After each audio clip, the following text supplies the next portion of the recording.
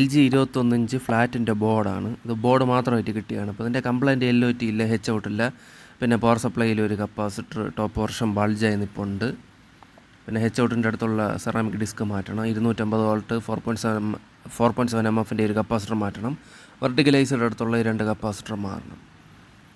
LOT HOUT ഒക്കെ ഇടണം. അതിന് 6006 M വരുന്ന LOT ആണ്. 350 രൂപയാണ്. ചില സ്ഥലത്ത് 400 രൂപയും വാങ്ങിക്കും. പിന്നെ ഈ കപ്പാസിറ്റർ കംപ്ലൈൻ്റ് ചെയ്തതെല്ലാം ഞാൻ മാറ്റിയിട്ടുണ്ട്. വേറെ കപ്പാസിറ്റർ ഇട്ടിട്ടുണ്ട്, പഴയത് തന്നെയാണ് ഇട്ടത്. ബോർഡ് ഓൺ ചെയ്യുമ്പോൾ പവർ ലീഡിയൊക്കെ കത്തുന്നുണ്ട്. പിന്നെ ഇനി LOT ഒക്കെ ഇട്ടിട്ട് നോക്കണം വേറെ എന്തെങ്കിലും കംപ്ലൈൻസ് ബോർഡിനുണ്ടോ എന്ന്. അപ്പോൾ ഇനി LOT ഇടാം. ഇവിടെ ഇപ്പോൾ LGയുടെ ട്യൂബും കവറും തന്നെ ഒരു 10-30 ഉണ്ട്. ഓക്കെ, അപ്പോൾ അതുകൊണ്ടാണ് ഈ ബോർഡ് മാത്രമായിട്ട് തന്നെ എടുത്തത്.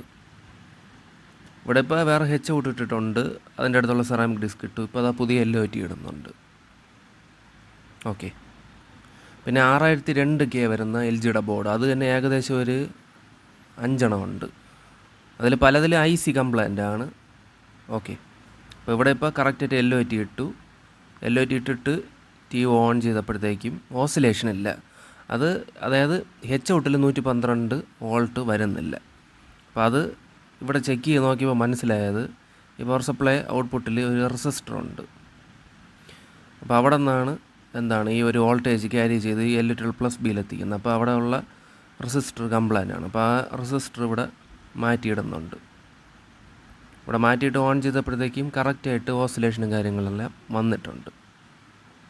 അപ്പോൾ വേറെ കംപ്ലൈൻറ്റ്സ് ഒന്നുമില്ല, എല്ലാം പക്ക കണ്ടീഷനാണ്. അപ്പോൾ വീഡിയോ ഇഷ്ടപ്പെട്ട വീഡിയോക്ക് ലൈക്ക് അടിക്കുക, ചാനൽ സബ്സ്ക്രൈബ് ചെയ്യുക. Thank you for watching.